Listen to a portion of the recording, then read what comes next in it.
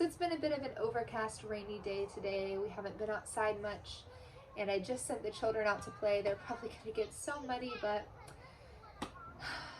they just need to sometimes. I'm going to get started on our supper.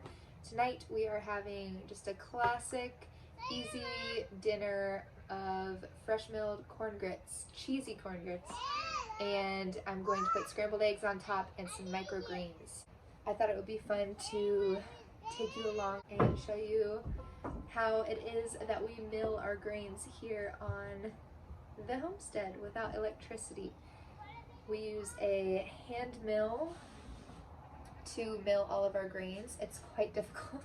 Wow, I see you guys out there. You're very strong.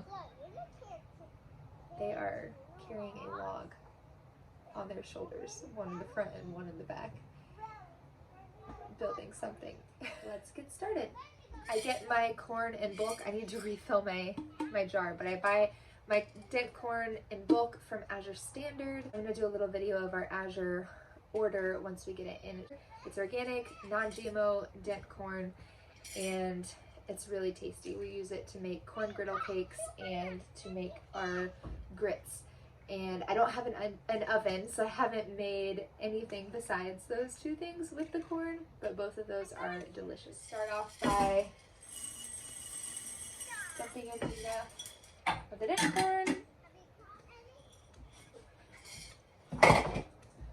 Alright, and now for the milling. Woohoo!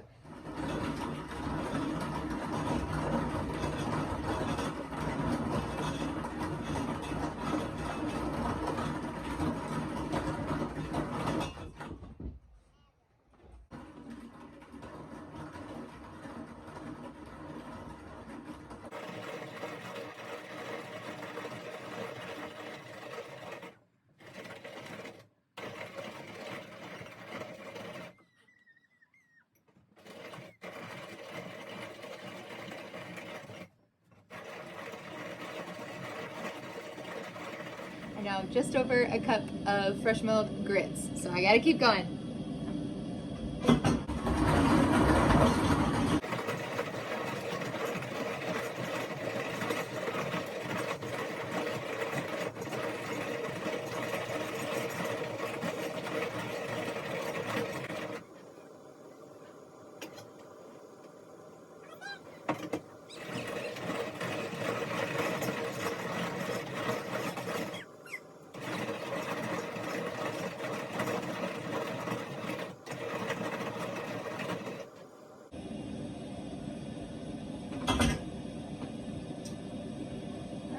All there was to the milling side of things. That wasn't so bad at all.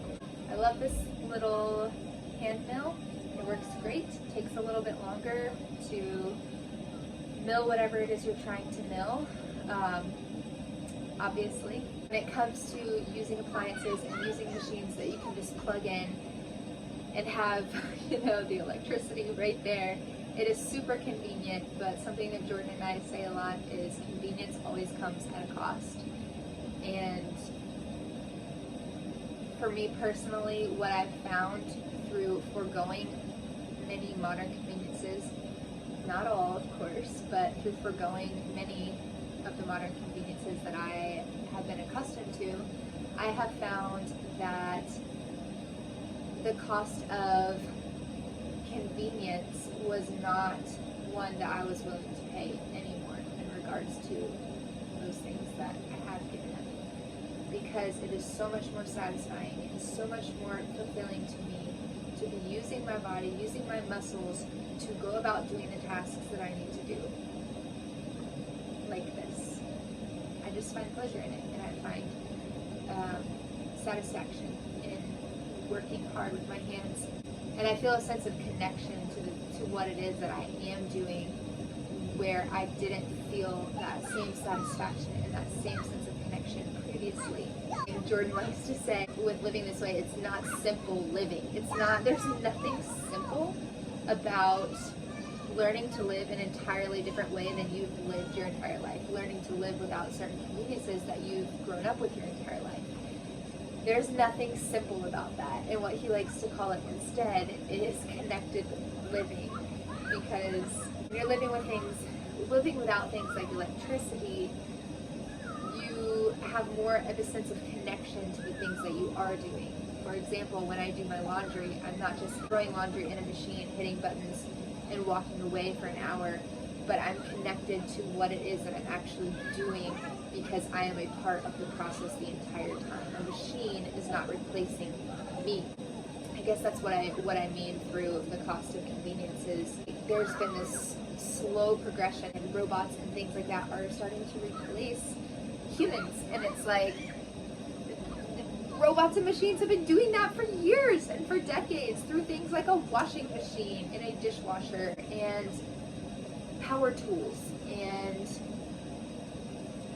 electric mills. Machines have been replacing certain things that we actually can find so much satisfaction in doing ourselves. All right, so now that my water is boiling, I'm just going to slowly add in the grits and whisk vigorously. Simmer for 30 to 45 minutes if I'm remembering right. All right, so my grits are cooking at the moment, and now I'm just going to go ahead and wash the eggs for our supper. We currently buy eggs from one of our neighbors because we do not have chickens or ducks or any kind of bird that produces eggs. We are hoping to get some ducks soon. However, we're working on building up the infrastructure for that before we go into adding more animals.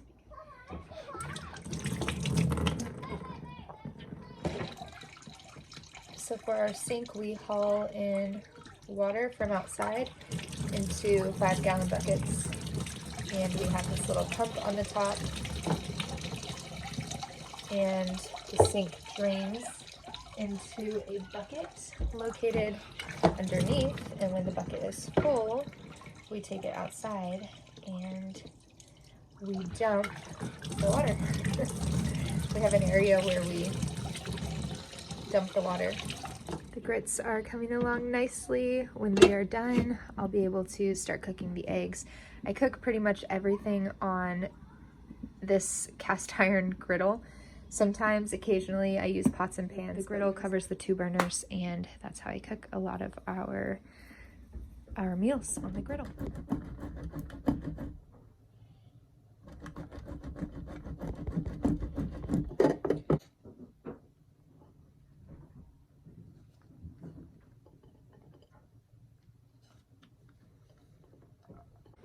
Pickles. Cheese.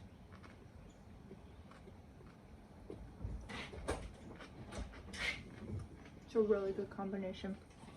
Yum. Delicious. Delicious! Cheers. All right, my grits are done cooking, so now I'm just going to add in my butter and my cheese and my salt.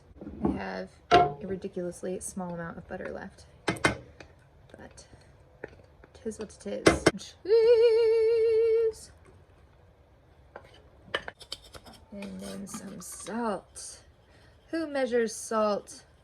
Not me. Also probably why so many things I make are way too salty. Give it all a nice stir. Oh, this looks so good. Some nice cheesy grits. It's time to cook the eggs.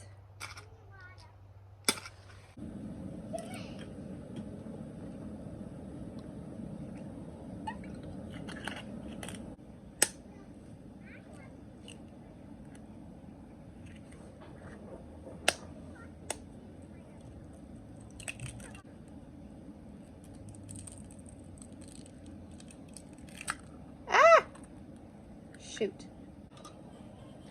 Please don't be too salty. Please don't be too salty. So now I'm just scrambling up my eggs on the griddle. It's not quite hot yet. This is what the children have been working on while I've been cooking. What is this? It's called a birthday cheesecake. A birthday cheesecake? Mm-hmm. Oh, that sounds delicious. Who's it for? It's my birthday tomorrow. So we didn't have it. It's my birthday tomorrow. Is So we it? didn't have it. It's our birthday. We're both turning 7, 8. Yeah. You're turning 7, 8? Yeah. What? Yeah. Wow. We're 1 year old. Are you gonna cut the cheesecake? Oh, delicious. Maybe later. Maybe later.